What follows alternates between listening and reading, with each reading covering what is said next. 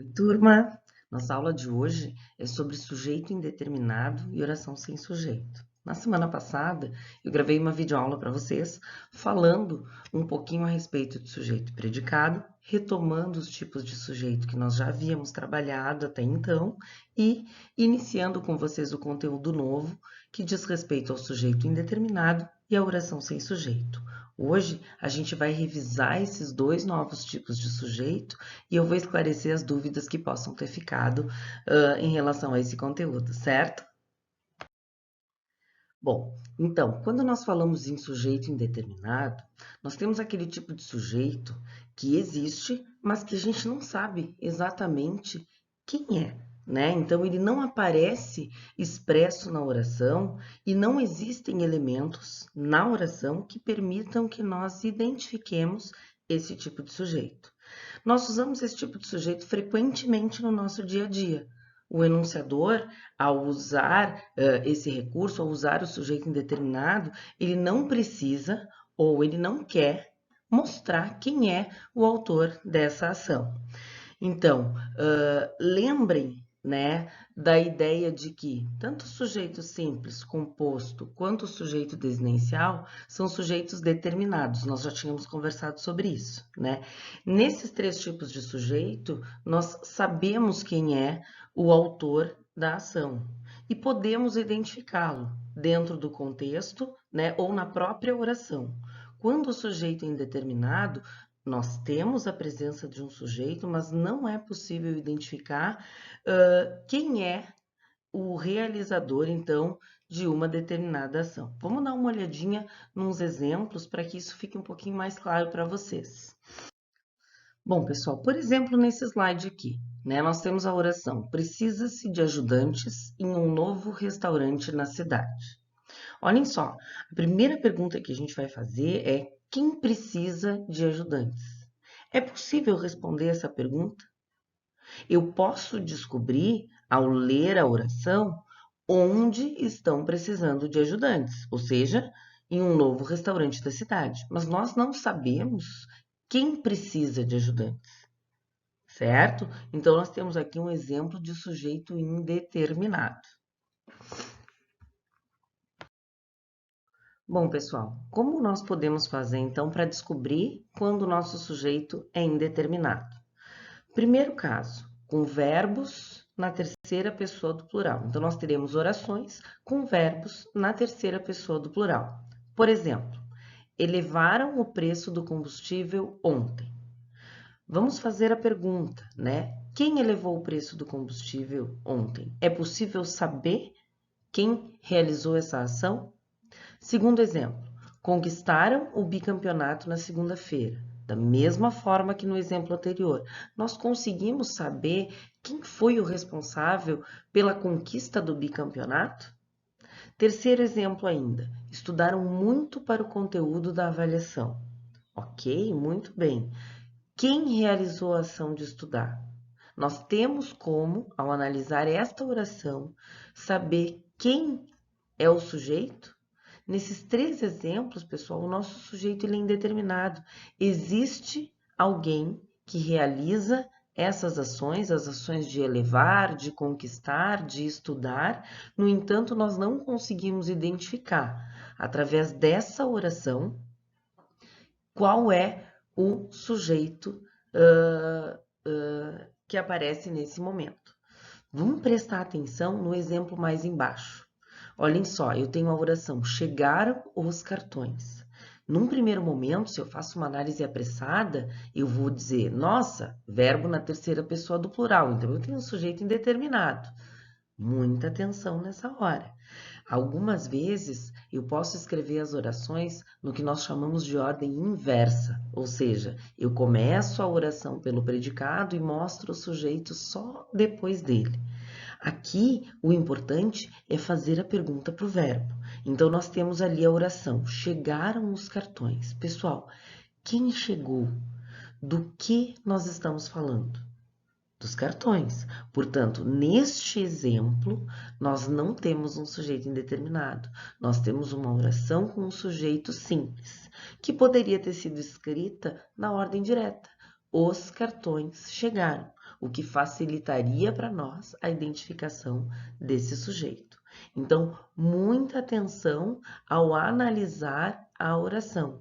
O sujeito só será indeterminado se, quando eu observar a presença do verbo na terceira pessoa do plural, eu não tiver condições de identificar quem é o realizador daquela oração, a quem aquele verbo está se referindo, a quem essa ação está sendo atribuída. Uma outra maneira de nós identificarmos o sujeito indeterminado é quando nós temos a combinação verbo na terceira pessoa do singular mais a partícula se. Na videoaula da semana passada, a gente conversou a respeito dessa partícula se. Ela se chama índice de indeterminação do sujeito. E junto com um verbo na terceira pessoa do singular, será responsável pela presença de um sujeito indeterminado na oração. Agora, tem uma coisa importante sobre a qual nós não havíamos conversado ainda na videoaula da semana passada. Não é qualquer verbo na terceira pessoa do singular que estiver junto com a partícula se que vai caracterizar um sujeito indeterminado. Para que exista sujeito indeterminado, obrigatoriamente o meu verbo tem que ser ou um verbo transitivo indireto, ou um verbo intransitivo, ou ainda um verbo de ligação. Pois é, a gente vai ter que voltar lá no 7º ano e lembrar de quando nós trabalhamos a transitividade verbal. Aqui, a transitividade verbal ela é fundamental para a identificação do sujeito indeterminado. Então, lembrando e reforçando, quando nós temos a combinação de verbo na terceira pessoa do singular mais a partícula se, lembrando que esse verbo tem que ser ou um verbo transitivo indireto, ou um verbo intransitivo, ou ainda um verbo de ligação, nós teremos um sujeito indeterminado. Então, olhem o primeiro exemplo. Sofria-se de dores nas costas. Primeira coisa, nossa, eu vi um verbo na terceira pessoa do singular mais a partícula se. Já sei, só pode ser sujeito indeterminado. Calma, quase. Antes de colocar a resposta definitiva, nós precisamos analisar a transitividade do verbo, tá? Então, quem sofre, sofre de alguma coisa. Nós temos aqui um verbo transitivo indireto, que tem um objeto indireto que seria de dores nas costas. Por esse verbo ser um verbo transitivo indireto, nós temos aqui sim a presença de um sujeito indeterminado. Segundo exemplo, vive-se melhor na cidade. Ok, temos ali a combinação de verbo na terceira pessoa do singular mais a partícula se. Aparentemente, tudo certo, sujeito indeterminado. Antes de colocar minha resposta definitiva, eu vou analisar a transitividade do verbo. O verbo viver é um verbo intransitivo, ou seja, é um verbo que não aceita complemento. Ele não aceita nem objeto direto, nem objeto indireto. Portanto, então, aqui, ao identificar que esse verbo é um verbo intransitivo, eu posso sim afirmar que a minha oração tem um sujeito indeterminado. Último exemplo, fica-se nervoso em época de vestibular. De novo, a combinação de verbo na terceira pessoa do singular mais a partícula se. O que eu preciso analisar aqui antes de dar a minha resposta final? Qual é a transitividade do meu verbo? Este verbo, o verbo ficar, neste contexto, é um verbo de ligação. Ele poderia ser substituído pelo verbo estar, por exemplo. Então, aqui eu tenho a combinação de verbo na terceira pessoa do singular, um verbo de ligação, que é o verbo ficar, mais a partícula se, que aí se confirma como índice de indeterminação do sujeito, portanto, mais uma oração em que eu vou identificar o sujeito indeterminado. Importantíssimo. Olhem o que eu acabei de falar para vocês. Lembre-se, se eu identificar na oração um verbo na terceira pessoa do singular mais a partícula ser, eu não posso me esquecer de verificar qual é a transitividade desse verbo. Olhem esse exemplo aqui abaixo. Contrata-se novos funcionários. Nossa, eu tenho um verbo na terceira pessoa do singular mais a partícula ser. Barbada, prof, é sujeito indeterminado.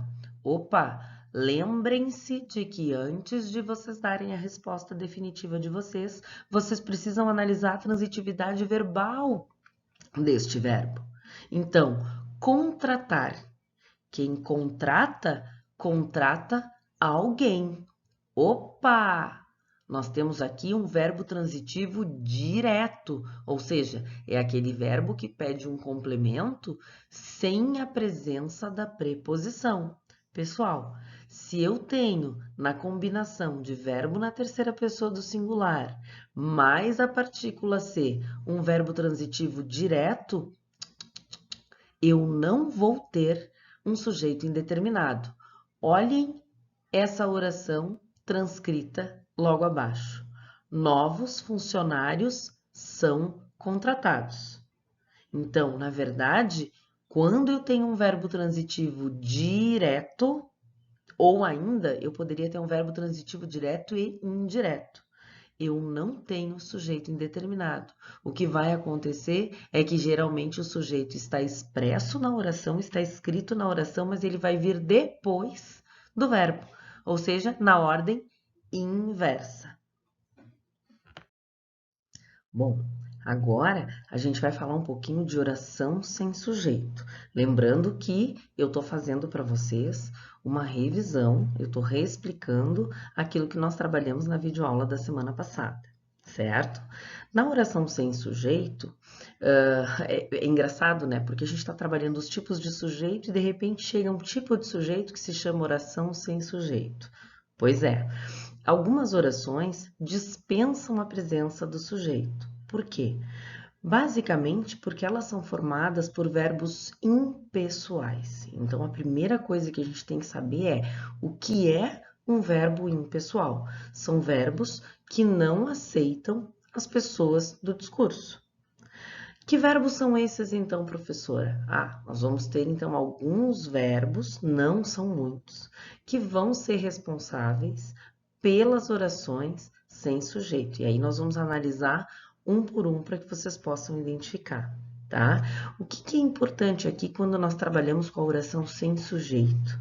Que vocês lembrem que o mais importante dessa oração, o foco dessa oração, ele não está no sujeito. Ao contrário, ele está na ação verbal que é apresentada pelo predicado. Essa ação é a informação mais importante da oração. Por isso, nós temos, então, aqui a ausência do sujeito nesse tipo de oração.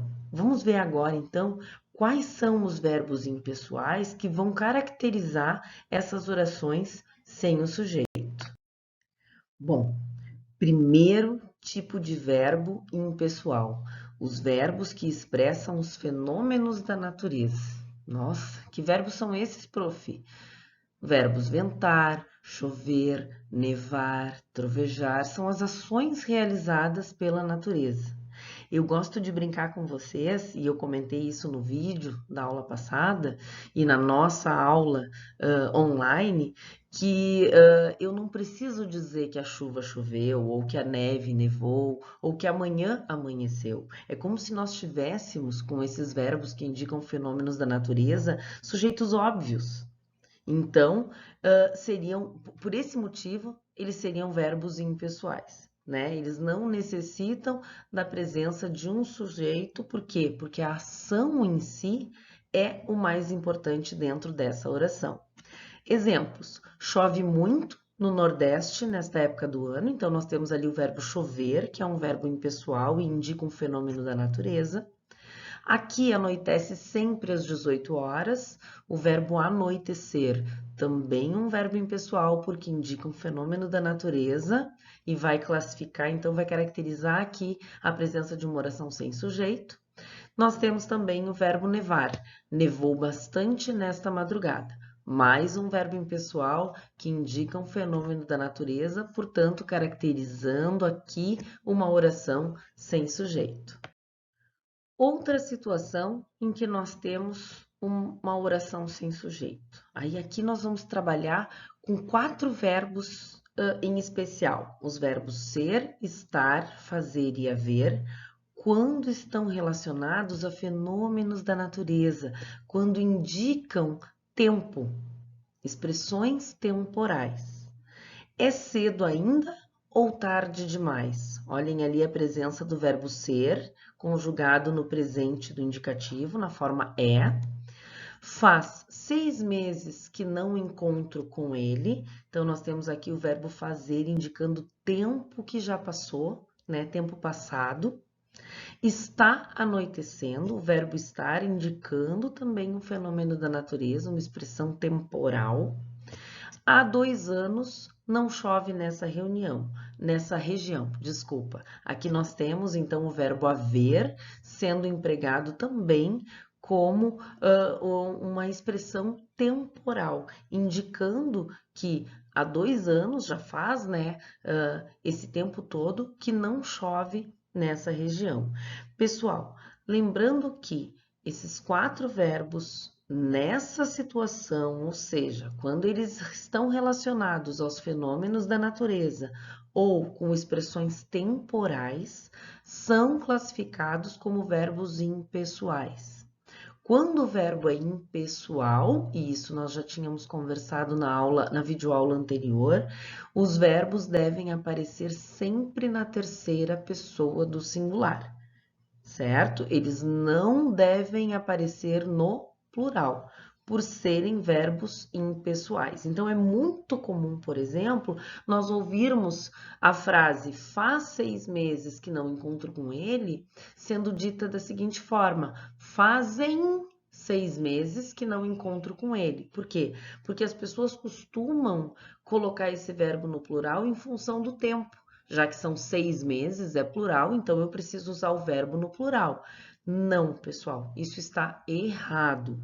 Nós devemos usar o verbo fazer quando é um indicador de tempo passado, sempre na terceira pessoa do singular. E isso vai valer para o verbo ser, para o verbo estar e também para o verbo haver. Certinho? Bom, o terceiro momento que nós podemos ter uma oração sem sujeito é quando nós empregamos o verbo haver, sendo usado no sentido de existir.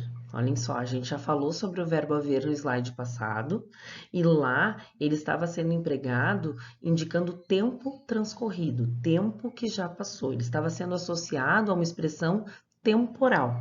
Aqui, o verbo haver está sendo usado de outra maneira, com outro significado.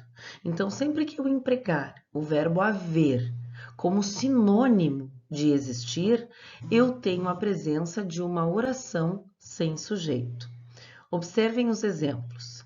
Há pessoas que nunca aprendem a lição. Aqui o verbo haver foi empregado no sentido de existir, tanto que eu posso substituir o verbo haver pelo verbo existir sem que haja prejuízo no significado dessa oração. Existem pessoas que nunca aprendem a lição.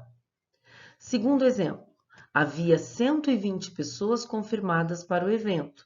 Novamente, eu tenho o verbo haver empregado no sentido de existir.